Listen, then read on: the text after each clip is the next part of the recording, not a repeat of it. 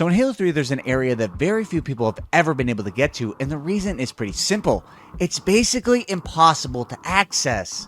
So can I do it? Let's give it a shot! So in the mission The Ark in Halo 3, there is a beautiful scenic waterfall, but the thing about this is, there's no way to actually get to it. In order to actually access this waterfall, you'd have to somehow find a way to scale several hundreds and hundreds and hundreds of feet to the bottom of the map. Even if you were to somehow find a way to scale all the way to the bottom of this waterfall, there's an invisible barrier that prevents you from going any further. Basically, your character model gets stuck on what is called an elastic barrier, and you're floating in empty space, but you can't actually get down.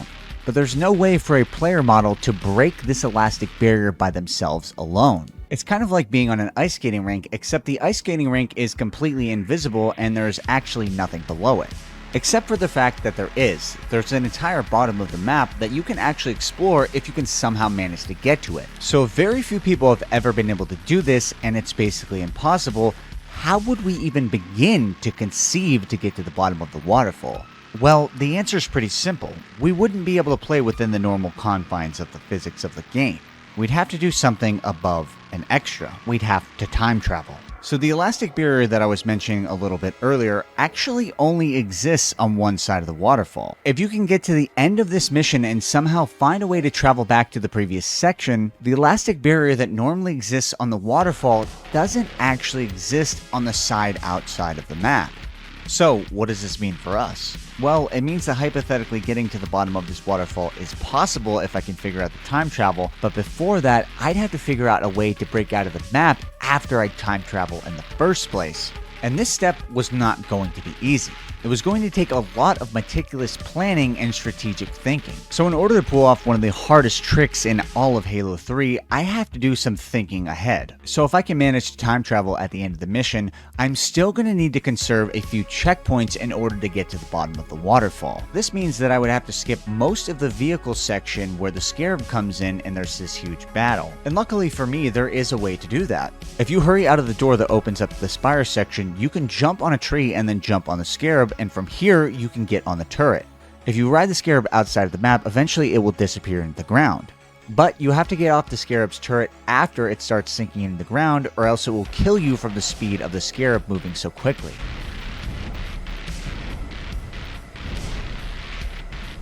Bam. Okay. Okay, this Scarab is eventually going to sink into the ground once it gets to, like, there. About now is when it starts sinking. So we got to get off here. We don't want to get sucked into the bottom of the map. Basically, why I need to get out of the map is because I'm trying to avoid some checkpoints that you would normally trigger by going through the mission if you were playing how the developers intended, but I'm not. So now that I had gotten out of the map, I skipped the 2 checkpoints earlier that you would normally activate by playing through the mission. From this point, I took a chopper and found a Covenant space crate. I shot this Covenant space crate all the way over to a part of the spire structure so that I could set it up on top of it. I needed to line this Covenant space crate just along the elastic barrier at the base of the spire. My plan was to eventually obtain a gravity hammer from the Brute Chieftain at the end of the mission and then time travel back. From here, I would then use the gravity hammer and a standing Covenant space crate to launch myself fast enough to break the elastic barrier and get out of the map without hitting those checkpoints.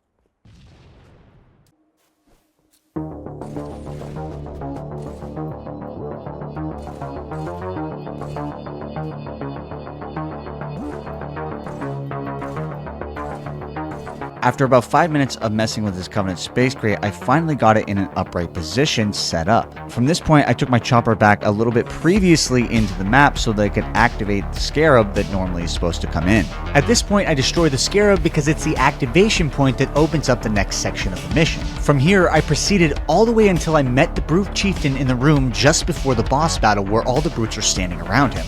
I was able to kill him fairly quickly and pick up his gravity hammer. But in this moment, I was starting to have a very profound realization.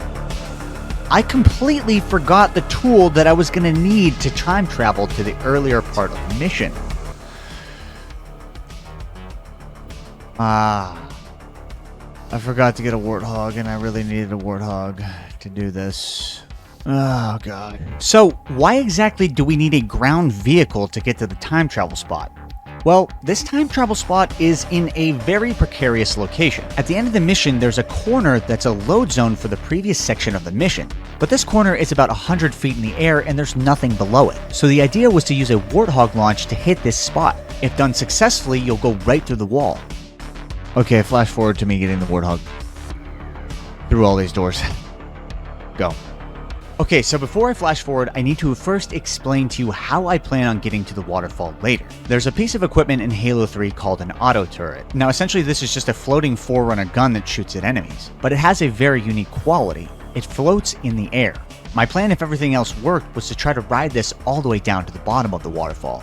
Right after you complete the second vehicle section of the mission, you're going to go through a forerunner structure. In the first room on the ramp, there's an auto turret right at the end of it. I needed to make sure I had this before I could take my warthog into the final section. Many of the doorways and entrances at the end of the mission are too small for a warthog to drive through normally. This means that I was going to have to physically beat this warthog through every single door pretty much. Okay, taking the warthog through the mission now. In order for the warthog to have way more health, I needed to activate the tilt skull. This skull upgrades the ranks of enemies, friendlies, and that even includes vehicles. So it doesn't make them indestructible, but pretty close.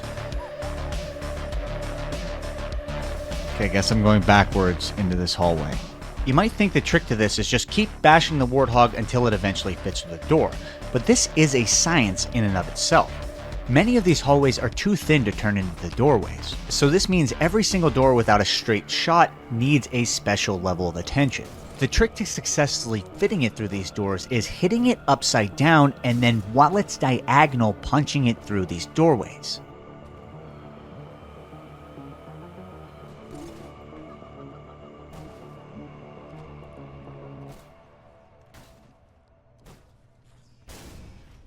Surprisingly, everything went pretty smooth sailing for the first part of this. But then I hit my mortal enemy, the glass staircase. In this section of the mission, there's these little doors, but they're not the right shape or size for the warthog to fit naturally. In addition to this, with the ramp right next to it, it's really hard to hit them in a position that actually gets them to go through the opening.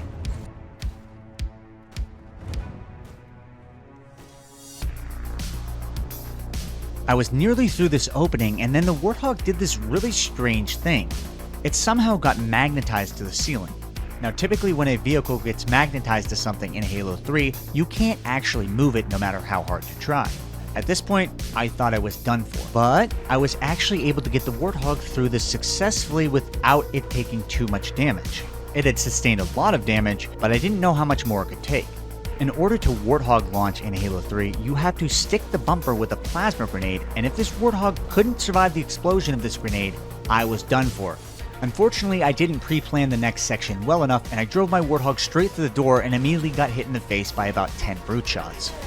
I moved my warthog slightly back and rage killed all the enemies in this area. I was able to pretty easily navigate through this door and the next door, and I just had one final hallway to conquer in order to get my warthog into the position needed to launch it for the time travel glitch later. But did I mention this is the most crammed and smallest hallway on this final section of the mission? And it just happens to be the last one. My warthog was already in pretty bad shape, so if I blew this up trying to get it through this doorway, I will have wasted the previous hour of setup time.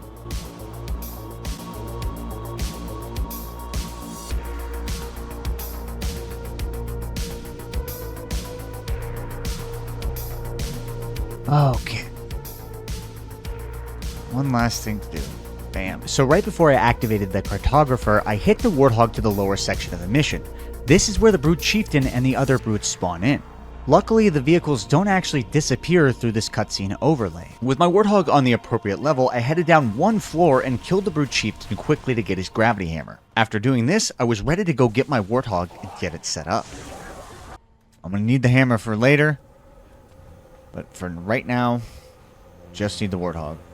So at first I took the warthog to the upper level of the final section, but then I had a pretty quick realization that there was a ceiling just above me, so there was no way that I was going to be able to pull this off. I would need to move this warthog down one level, but that in and of itself comes with its own set of challenges. The upper ledge we were just on actually prohibits you from getting a clear shot right to the time travel spot.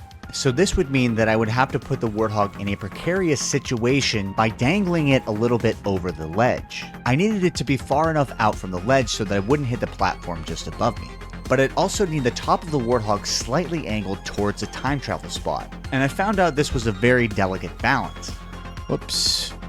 I only had a brute shot and a battle rifle in my inventory, so I needed to get something else that was a little bit less powerful. Luckily, there's crates around this area filled with Covenant weapons. I picked up a carbine and plasma rifle in the hopes that I would be able to make micro adjustments to this warthog's positioning.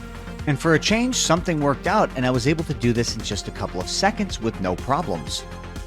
Except if you're a regular viewer of this show, you might have noticed that I missed an upload last week.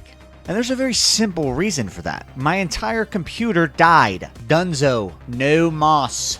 This happened basically the day before release, so I was SOL. All that setup time? Completely wasted. But guys, did I tell you I was able to get one attempt in before this?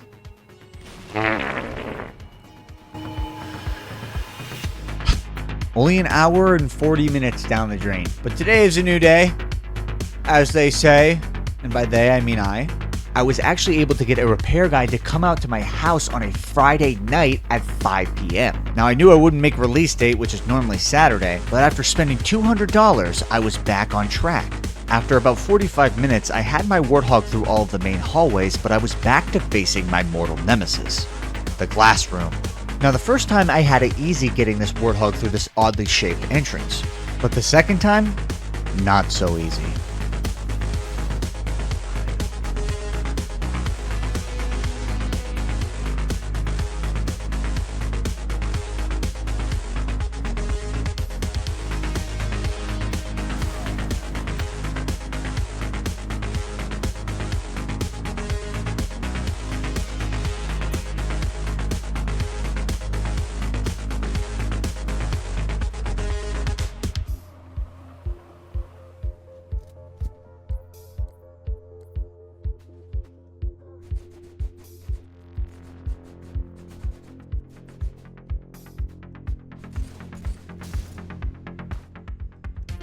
It took over 10 minutes just to get this warthog through this section the second time. But just a few minutes later, I was back and had everything set up once more. I had my second player kill all the enemies in the final area so that I could activate a checkpoint. But for whatever reason, I don't know why, I was off the warthog when I did this, which I really don't have an explanation for. Just a stupid call. This little mistake meant that every single time I would have to turn around, jump on the warthog, face the bumper, stick it with a plasma grenade, and back up. The alternative to this would be my character model staring straight at the bumper with my checkpoint in hand. It might not seem like a big deal, but add 5 seconds to every single attempt on something difficult and the time really starts to add up. For reference, it takes about 10 to 15 seconds for one singular attempt from start to finish because of this bad checkpoint.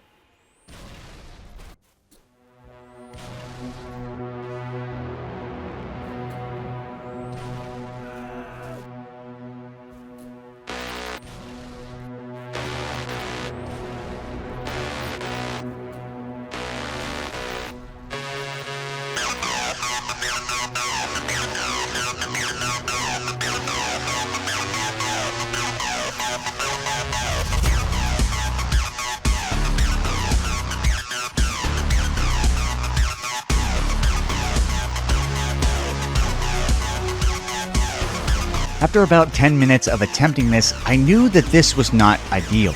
My checkpoint was terrible, it was costing me too much time, and I wasn't even getting close to launching to the time travel corner. My back was against the wall at this point, but I had one final Hail Mary attempt of an idea. I was going to try to line up a Covenant space crate on its side and swing my gravity hammer while crouching. This essentially acts as a pseudo catapult. If this showed promise, maybe I wouldn't even have to use a warthog at all. And my first attempt sucked. So I got on another Covenant space crate to see if I could get some height. And this one looked more promising. So I debated for a second, deciding whether or not I should try to continue sticking it through with the warthog launch, or if I should just say f*** it and adopt this new method. I'm gonna try a different method. So the previous hour and 20 minutes I spent setting this up for the second time, wasted. To this point, I had sunk in 3 hours and had nothing to show for it. But luckily, there was hope. The Covenant Space Crate setup only took about 15 minutes from the start of the mission all the way to the end. I got a gravity hammer and invincibility and equipped a plasma grenade.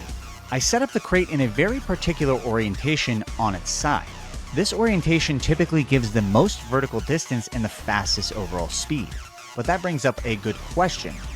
Well, where is the auto turret? I had the second player pick up the auto turret this time because if you go through the wall fast enough successfully, the second player will just load onto you anyways. But now, I just needed to execute. This was the most crucial step in getting to the bottom of that waterfall. If I couldn't do this, I couldn't do it at all.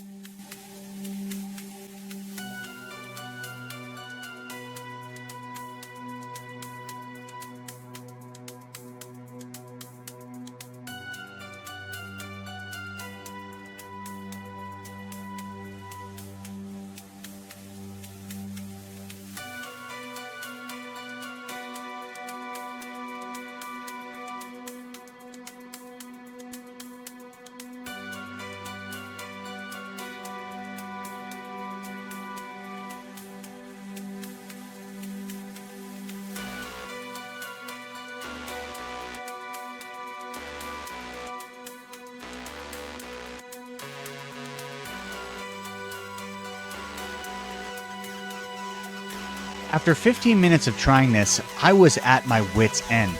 I knew I probably wasn't going to be able to pull this off with the crate because there's a vertical death barrier that I kept hitting over and over. I couldn't actually make it to the corner. Additionally, there wasn't really a good place to launch because there was a ledge directly above my head, and then above that I had an even bigger ledge. No. So when I wasn't dying to the death barrier, I was hitting these ledges. So I had two options here. Either I could give up on one of the hardest tricks in all of Halo 3 and nobody gets to see a video of mine for 3 weeks, or I just keep doing this until it's done. But to this point, I had wasted nearly 4 hours with nothing to show for it. You know I'm not a f***y, so I picked that warthog. But this time, I was doing things a little bit differently. I wasn't going to hit it down to the lower ledge where you activate the Cartographer. I was going to take it on this ledge where there was no enemies and a very clear shot to the time travel corner.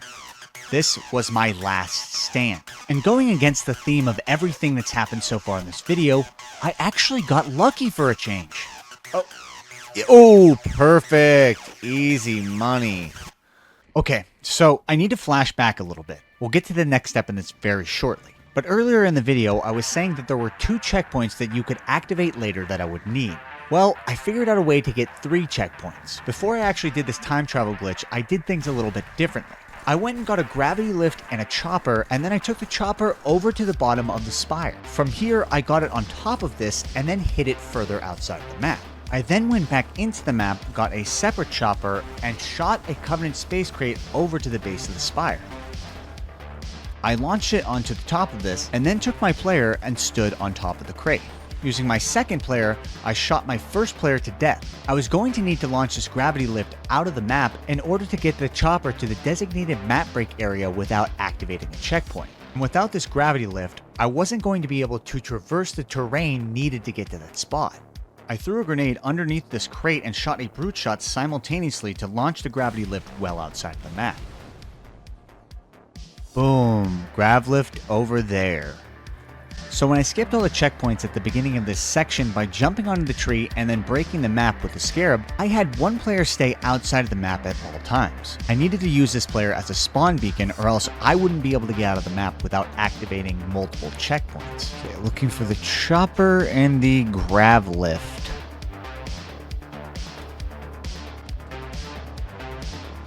Perfect. I took my chopper outside of the map near where the Scarab comes in, right at the opening of the door. The reason I needed this gravity lift is because there's these 2 little ledges that you can't really get over with a chopper, and it's pretty difficult to launch a chopper in midair.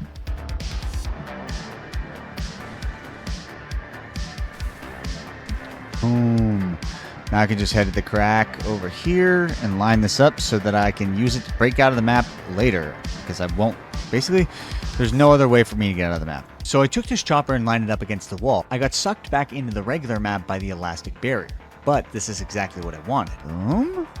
Okay, so now that you understand why exactly there's a chopper in a random spot outside of the map, I need to drive my warthog into the gray wall in the playable area. In order to skip the checkpoints that you would trigger by playing in the normal map, you need to go around it. Luckily, being on this gray structure doesn't trigger any of these checkpoints. But I'd still need to find a way to get to the top of this, and it's hundreds of feet in the air. So, you guessed it, I used a warthog launch. First, I had my second player activate checkpoint number 1. I found out you can activate this checkpoint if you don't have a second player ever proceed through the mission as normally. After the first player gets out of the map with the Scarab, the second player then needs to spawn on this player and both need to get back into the map at a later point. But now that I had this checkpoint, all I had to do was launch to this wall successfully. Cool. Just got it. Now I just need to get up on this wall.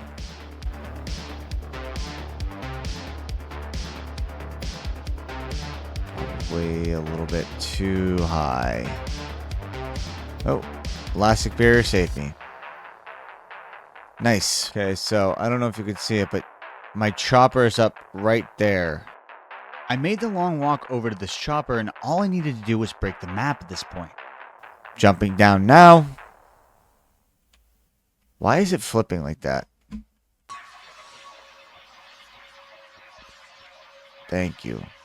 Okay, good. I didn't activate the checkpoint.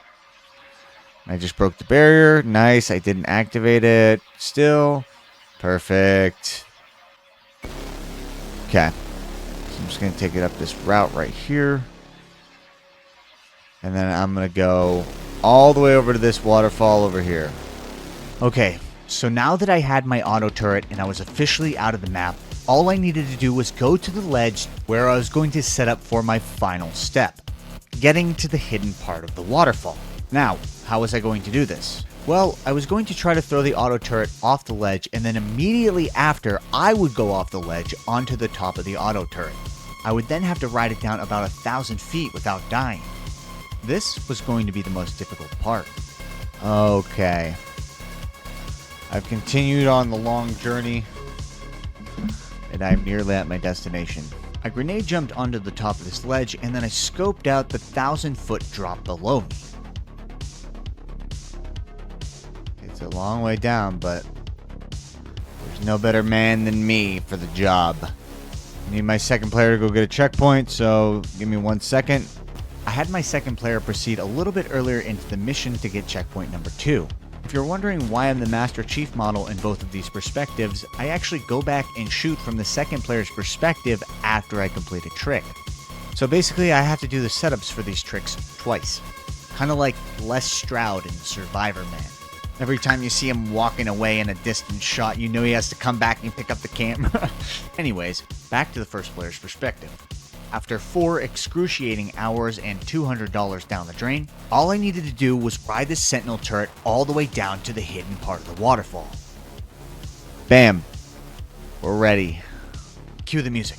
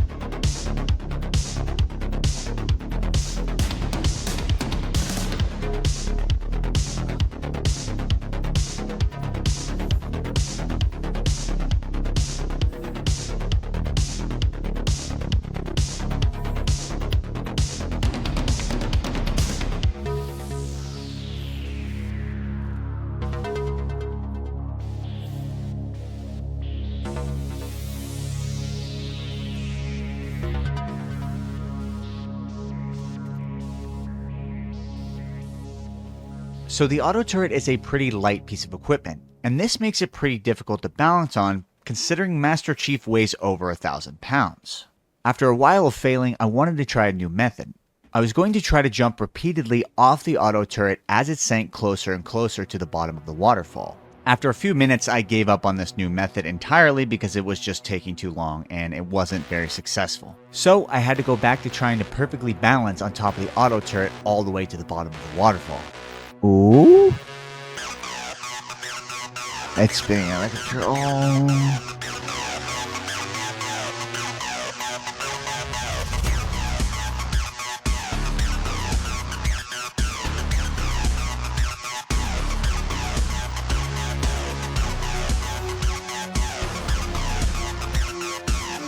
Okay.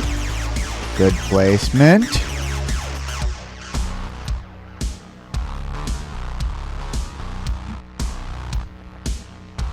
Still going. Why is there so many layers of wall? Oh, I'm here. Dude, that took so much time. 4 hours. But it feels so good. Oh. I've actually never been down here before. Never once. Whole like setup over here. Whoa. It's cool. Sun is blinding.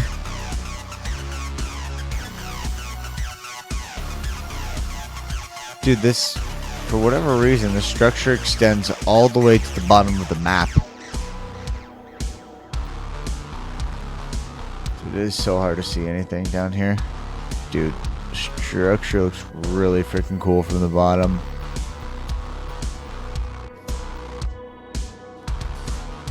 Look at these dead enemies.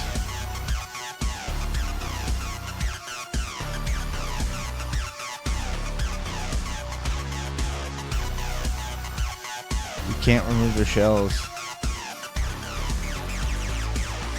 There's a random spiker. So you guys really thought that was the end, huh? Ain't the case. Remember that third checkpoint? I never actually brought it up.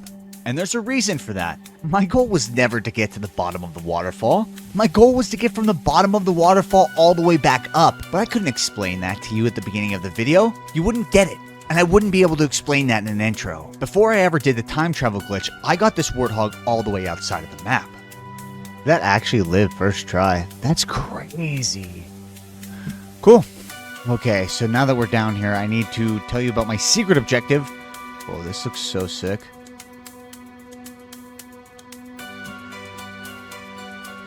Which is trying to launch this warthog.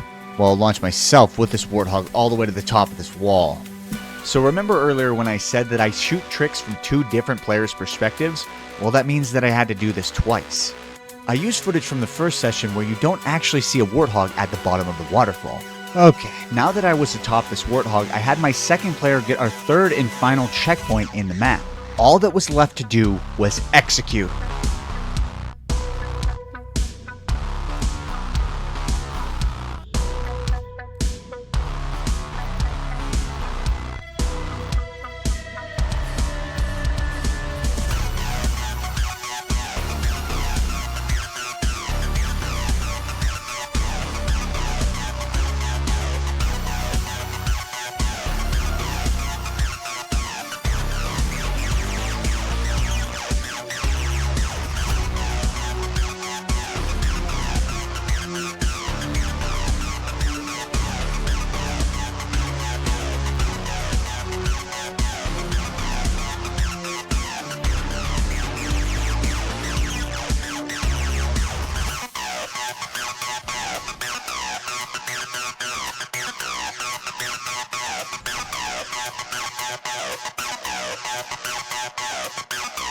Come on, live, please. Please, please, please. Yes.